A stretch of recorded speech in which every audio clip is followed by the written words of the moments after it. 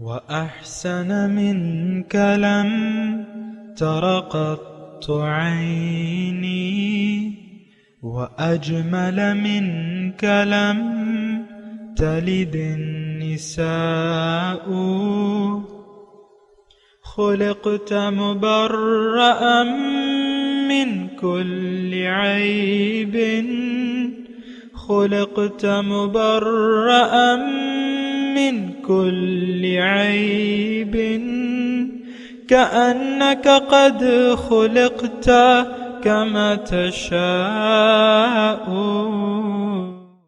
كتاب أنزلناه إليك مبارك ليدبروا آياته وليتذكر أولو الألباب۔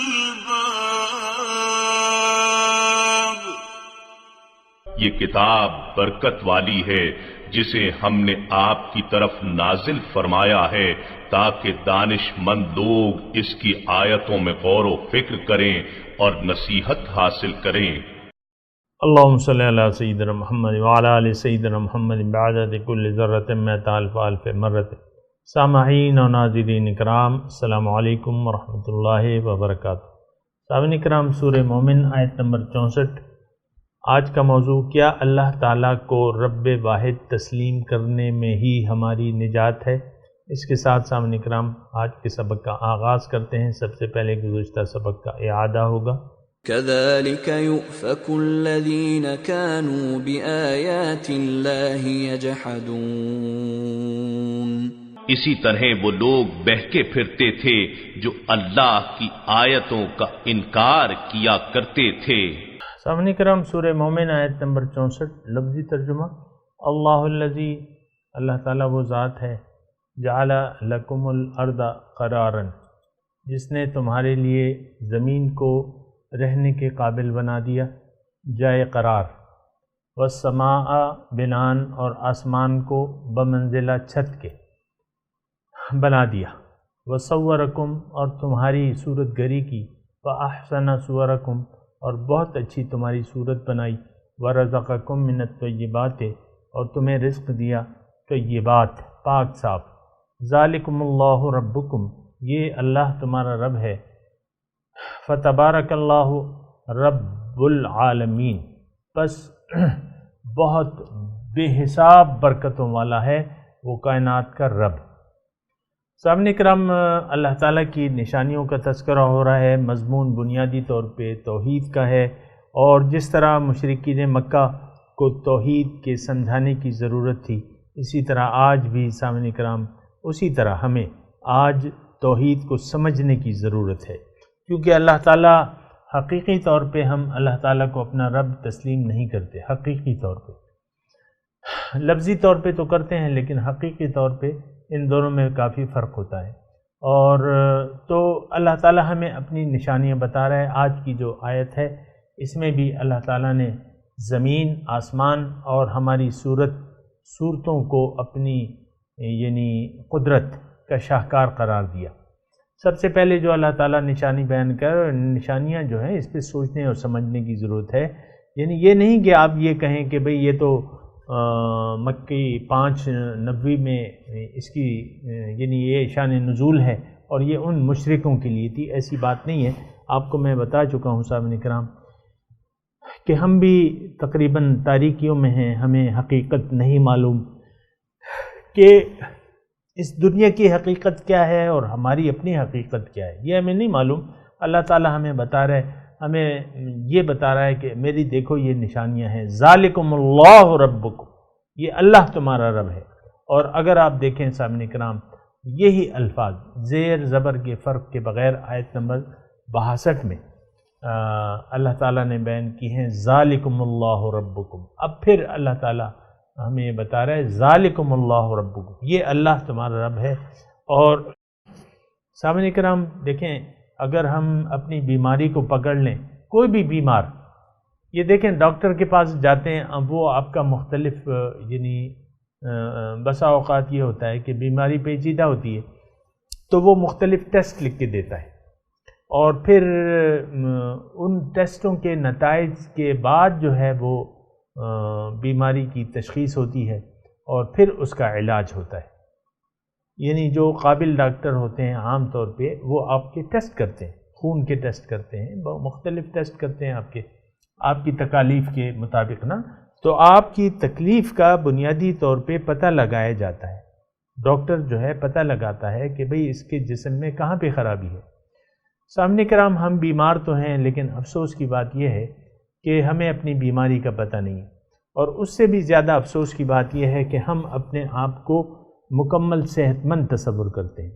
بہت سے آپ دیکھیں فلاسفر، ہر انسان جو ہے فرعون بنا ہوا ہے، بلا مبالغے کہ میں آپ کو یہ بات کہہ رہا ہوں، ہر انسان کہتا ہے مجھے میرے حال پہ چھوڑ دو، مجھے نہ چھیڑو۔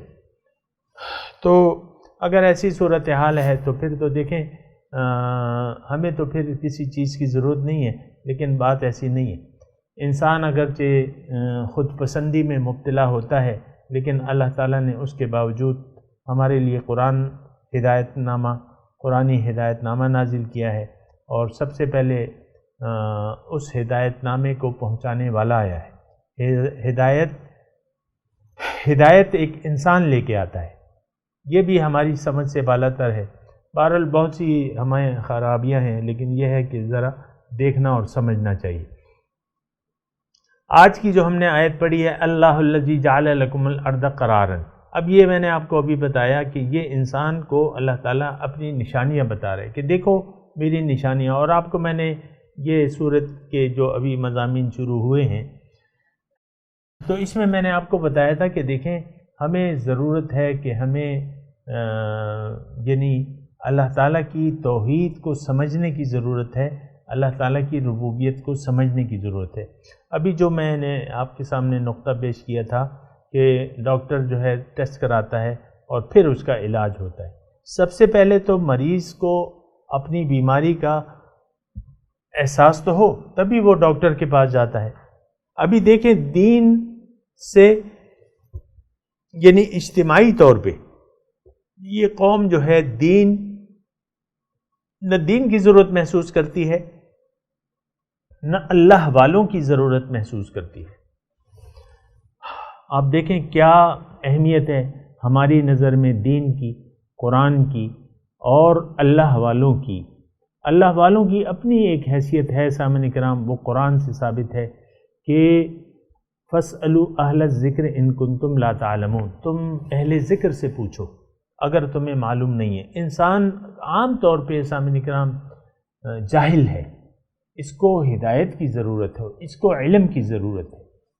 الرحمن علم القرآن، رحمان نے قرآن کی تعلیم دی ہے، یعنی انسان کو ضرورت تھی، اس تعلیم کی ضرورت تھی۔ افسوس کی بات یہ ہے کہ ہم اپنے آپ کو یعنی قرآن کی تعلیمات کا محتاج نہیں سمجھتے، اور یہ رویہ آپ دیکھ لیں ہمارا عام ایک رویہ ہے کہ اپنے بچوں کو اور خود بھی ناظرہ کی تعلیم یعنی قرآن ناظرہ تک پڑھا دیتے ہیں، اور باقی جو ہے بس ختم ہوگی بات۔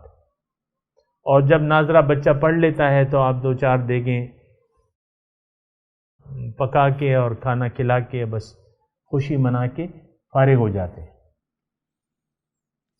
یہ باتیں دیکھیں سوچنے کی ہے۔ میرا یعنی آپ بخوبی سمجھتے ہیں کہ میرا اس بیان کا مقصد کیا ہوتا ہے، اویئرنیس، کہ ہم آگاہی پیدا کریں اپنے بارے میں۔ اور میں بنیادی طور پہ جو بات کہہ رہا تھا اور میں نے نہیں کی ابھی تک، وہ یہ ہے کہ ہم بیمار ہیں، انسان بیمار ہے، انسان کو اللہ کی توحید کی ضرورت ہے سامنے کرام، کہ یہ اللہ تعالیٰ کی توحید کا قائل ہو جائے۔ ہم اللہ کی توحید کو نہ تو جانتے ہیں نہ اس کے قائل ہیں، اور اگر ہمیں معلوم بھی ہو جائے پھر بھی یہ ہوتا ہے کہ ہم یہ کانوا بآیات اللہ یجحدون کے زمرے میں آتے ہیں۔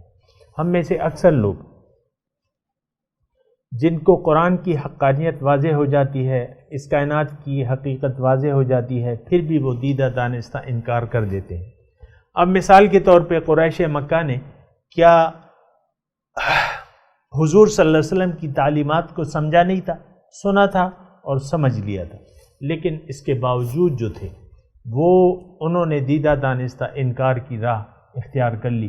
ابو جہل کے اپنے الفاظ ہیں کہ یا محمد انا لا نکذبک ولکن نکذب بما جئت بہ، ہم آپ کو نہیں جھٹلاتے، آپ سچے ہیں، لیکن جو تعلیم آپ لائے ہیں اس کو ہم جھٹلاتے ہیں، اس سے ہم انکار کرتے ہیں۔ یعنی اللہ کو اپنا رب واحد تسلیم کرنے کے لیے ہم تیار نہیں ہیں۔ تو بہرحال یہ صورتحال تقریباً ہماری بھی ہے۔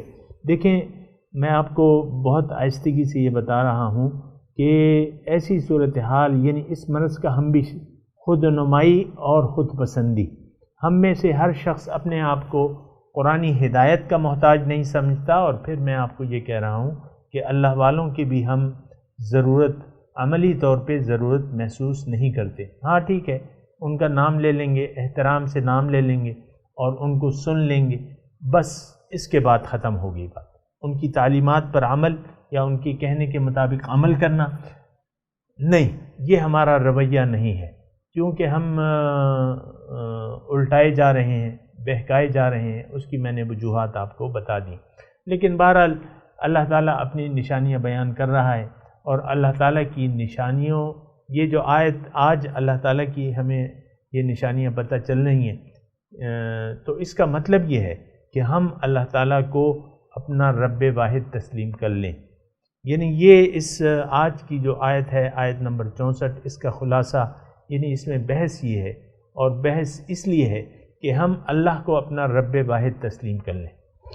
ذالکم اللہ ربکم، یہ اللہ تمہارا رب ہے، یہ اور جو ہستیاں ہم نے گھڑی ہوئی ہیں، اور یقیناً سامعین کرام بلا مبالغہ میں آپ سے کہوں گا کہ ہم میں سے ہر شخص کے، خواہ وہ مرد ہو عورت ہو جو بھی ہو، لیکن اس کے کچھ بت ہیں جس کے سامنے اس نے سر جھکایا ہوا ہے۔ دیکھیں، اگر اللہ کے سامنے آپ نے سر نہیں جھکایا حقیقی طور پہ، بعض لوگ تو دھوکے میں آ جاتے ہیں کہ ہم نے تو سر جھکایا ہے، ابھی تو میں نے نماز پڑھی ہے، پرسوں روزہ رکھا ہے، ابھی زکوٰۃ دی ہے، اور کل ہی میں عمرے سے آیا ہوں، بات ختم ہو گئی، یہی دین ہے۔ نہیں، ایسا بات نہیں۔ یہ اسلام جو ہے صرف ان چیزوں کا نام نہیں ہے جو میں نے آپ کو لی، یہ تو دین کے ستون ہیں، ان پہ آپ نے اپنی زندگی کی عمارت کھڑی کرنی ہوگی۔ اللہ کو بنیادی طور پہ ہماری بیماری یہ ہے کہ اللہ کو ہم اپنا رب واحد تسلیم نہیں کرتے، بلکہ رب تسلیم ہی نہیں کرتے۔ اگر بلا مبالغہ کہ میں اجتماعی طور پہ جو صورتحال ہے، اللہ کو ہم رب تسلیم نہیں کرتے۔ ہمارے رب تو میں نے آپ کو بتایا تھا کہ مختلف رب ہیں، آپ ذرا تفصیل وہ سن لیں جو میں نے آپ کو، یعنی پہلی جو جملہ آیا تھا میں نے آپ کو وہ تفصیل سے بتایا تھا کہ ہمارے رب کون کون سے ہیں۔ لیکن بہرحال مضمون کو آگے بڑھاتے ہیں، اور اللہ تعالیٰ اس میں فرما رہا ہے اللہ الذی جعل لکم الارض قرارا۔ اب یہ اللہ تعالیٰ کی قدرتیں ہیں۔ اب دیکھیں آپ قدرتیں اللہ تعالیٰ کی، زمین کو رہنے کے قابل جائے قرار بنایا ہے، یعنی اس میں آپ رہائش حاصل کر سکتے ہیں یا رہائش اختیار کر سکتے ہیں۔ اب باقی کرے جو ہیں آپ دیکھ لیں، وہاں جو ہے وہاں ایسا، یعنی اور جو سیارے ہیں، مشتری ہے، چاند ہے، مریخ ہے، زہرہ ہے، نیپچون ہے، پلوٹو ہے، اس پہ زندگی اختیار نہیں کر سکتے آپ۔ یہ زمین کو اللہ تعالیٰ نے آپ کے لیے بنایا ہے اور یہ جائے قرار ہے، یعنی اس پہ آپ رہائش اختیار کر سکتے ہیں، اس پہ آپ کھیتی باڑی کر سکتے ہیں، اس پہ آپ اپنے لیے بلند و بالا عمارتیں بنا سکتے ہیں، اس میں آپ رہ سکتے ہیں، اس میں آکسیجن ہے اور بہت سی نعمتیں، اس میں پانی ہے۔ ابھی تک کسی سیارے پہ پانی ابھی تک ہم نے معلوم نہیں کیا ہے۔ یہاں تو پانی کی ضرورت ہے۔ وَجَعَلْنَا مِنَ الْمَاءِ كُلَّ شَيْءٍ حَيٍّ، ہم نے ہر چیز کی حیات جو ہے وہ پانی سے رکھی۔ تو بہرحال اب یہ اللہ تعالیٰ کی دیکھیں یہ نشانیاں بیان ہو رہی ہیں، میں بھی اس پہ غور کرتا ہوں، آپ کو بھی دعوت فکر ہے کہ دیکھیں زمین، یہ دیکھیں یہ ایسی چیزیں ہیں کہ جس کو ہم دیکھ تو رہے ہیں لیکن اس کے متعلق سوچتے نہیں ہیں۔ یہ زمین، آسمان اور ہماری صورت گری اور رزق، چار چیزیں جو ہیں اللہ تعالیٰ نے اپنی نشانیوں کے طور پہ بیان کی ہیں، لیکن بات یہ ہے کہ یہ یعنی ان نشانیوں پر ہم سوچتے نہیں کہ یہ نشانیاں اللہ تعالیٰ کی ہیں، تو اس میں مزید غور و فکر نہیں کرتے اور نہ اس سے ہم سبق لیتے ہیں۔ بہرحال پہلی نشانی جو ہے آپ دیکھیں، غور کریں، زمین میں آپ ایسی زمین ہے کہ یہاں مختلف نوع قسم کی نعمتیں ہیں، اس میں پہاڑ ہیں، اس میں ریگستان ہے، اس میں جو ہے یعنی نشیب و فراز والی بھی ہے، ہموار زمین بھی ہے، اور وہ آپ جو پڑھتے ہیں پوٹوہار وغیرہ وغیرہ میدانی علاقے ہیں، تو آپ دیکھیں میدانی علاقوں میں خوب بستیاں جو ہیں پھل پھول رہی ہیں، اور کوئی بھی انسان کہیں بھی رہائش اختیار کر سکتا ہے۔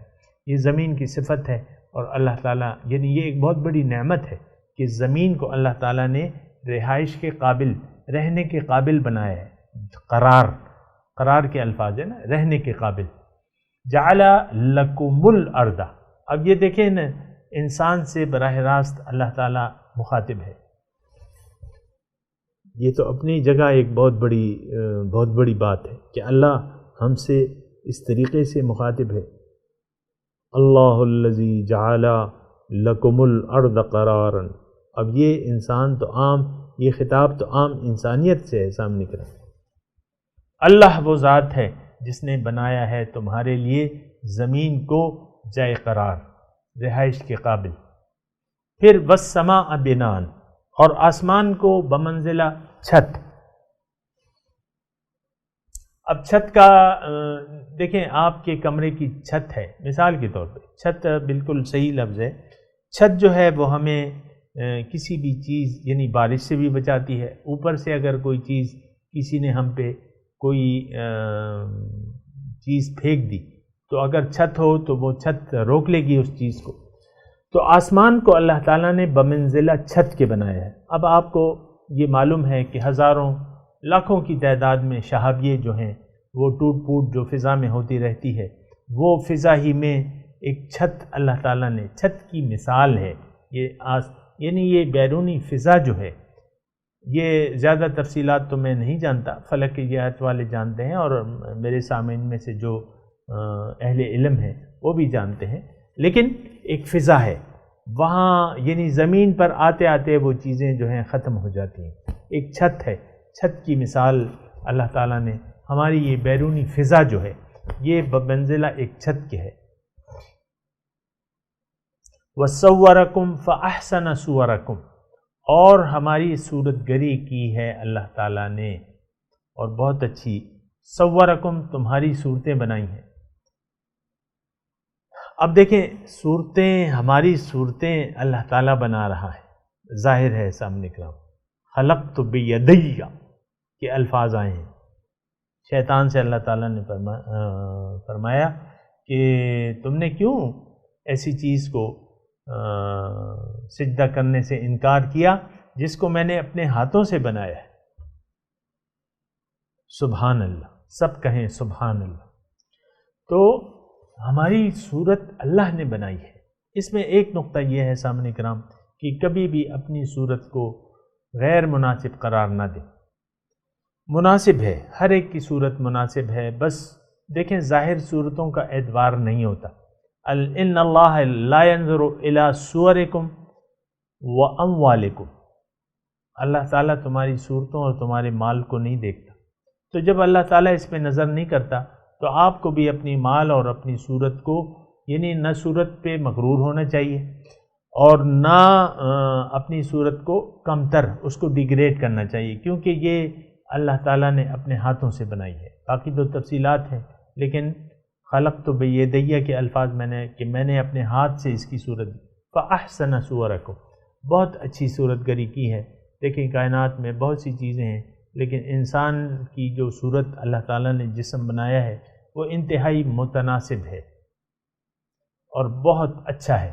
لَقَدْ خَلَقْنَا الْإِنسَانَ فِي أَحْسَنِ تَقْوِيمٍ، بہت اچھے قوام سے اس کو میں نے پیدا کیا ہے، بہرحال اللہ تعالیٰ کی بنائی ہوئی صورتیں ہیں، اور وہ کہتے ہیں نا کہ انسان کا چہرہ جو ہے وہ اللہ کے نور سے ہے،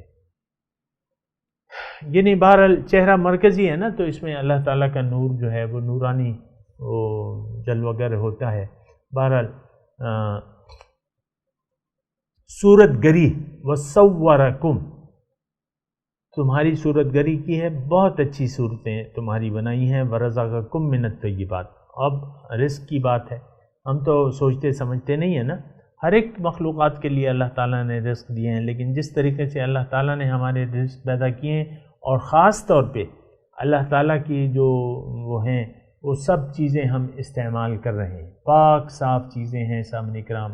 پھر یہ ہے کہ بہت سی چیزیں جو ہیں آپ اس کو تیار کرتے ہیں، پکا کے کھاتے ہیں، اس کے لیے ہیں کہ آپ وہ پکا کے کھائیں۔ مثال کے طور پہ گوشت ہے تو وہ آپ پکا کے کھاتے ہیں، چاول ہیں، دالیں ہیں، اور سبزیاں ہیں، بہت ساری سبزیاں وہ آپ پکا کے کھاتے ہیں، بہت اچھی ڈشز آپ کھاتے رہتے ہیں۔ تو یہ ہے کہ رزقکم من الطیب، پاک صاف رزق اللہ تعالیٰ نے ہمیں دیا ہے، اتنی نفیس چیزیں ہیں، پھل ہیں، سبزیاں ہیں، جاذب نظر بھی ہیں اور خوش ذائقہ بھی ہیں، تو یہ ساری چیزیں جو ہیں یہ میرے لیے ہیں اور آپ کے لیے، یعنی یہ اللہ تعالیٰ کی نعمتوں کا احساس کرنا چاہیے۔ پھر اللہ تعالیٰ فرماتا ہے کہ دیکھو یہ میری قدرتیں ہیں، یہ میری نشانیاں ہیں، اور ذالکم اللہ ربکم، یہ اللہ تمہارا رب ہے، یہ اللہ ہے جو تمہارا رب ہے۔ اب رب کے جو معنی میں نے آپ کو گزشتہ مضمون، کسی نے وہ مضمون نہیں سنا ہو تو وہ سن لیں، یہاں میں زیادہ تفصیل نہیں کر رہا۔ فتبارک اللہ رب العالمین، اب بہت بابرکت ہے، بہت برکتوں والا ہے اللہ جو کہ رب العالمین ہے۔ عام طور پہ سامعین کرام یعنی برکتوں والا بہت فائدے پہنچا سکتا ہے، بہت فائدوں والا ہے، یعنی وہ ذات جو کہ رب العالمین ہے۔ اس میں ایک تو یہ ہے فتبارک اللہ رب العالمین میں تھوڑا سا مضمون ہے سامعین کرام کہ بے حساب برکتوں والا ہے۔ آپ کو معلوم ہے سامعین کرام کہ اللہ تعالیٰ ہر چیز پر قادر ہے، پھر یہ تمام نعمتیں اللہ تعالیٰ نے ہمیں دی ہیں، یعنی اس کا دینے والا بھی اللہ تعالیٰ کی ذات ہے۔ پھر یہ بھی آپ کو معلوم ہے کہ ہر چیز جو ہے یعنی انسان کی ہر مشکل میں کام آنے والا ہے، ہر مشکل میں مشکل کشا ہے، اور تمام حاجت روا بھی ہے، تمام حاجتوں کو پورا کرنے والا بھی ہے سامنے کرام، اور اس کے خزانے بھرے ہوئے ہیں، اور اس کے ہاتھ جو ہیں وہ کھلے ہوئے ہیں، بل یداہ مبسوطتان، اس کے ہاتھ کھلے ہوئے ہیں، دونوں ہاتھوں سے دے رہا ہے، مخلوق میں بانٹ رہا ہے، اور ہم پہ بہت زیادہ مہربان ہے۔ ان اللہ لذو فضل علی الناس ولکن اکثر الناس لا یشکرون، ابھی اسی میں ہم نے یہ مضمون پڑھا ہے کہ اللہ تعالیٰ بہت زیادہ فضل کا مالک ہے، اور آپ دیکھیں صاحب اکرام اس کے فضل اور برکتوں کی انتہا نہیں ہے ماشاءاللہ۔ تو یہ ساری ہم اس سے استفادہ کر رہے ہیں، تو اب اس کا تقاضا یہ ہے کہ عام طور پہ بھی سامعین کرام ہمیں معلوم ہے، آپ کو بھی معلوم ہے کہ ہماری فطرت ایسی ہے کہ جو شخص ہم پہ احسان کرتا ہے ہم یقیناً اس کے احسان مند ہوتے ہیں،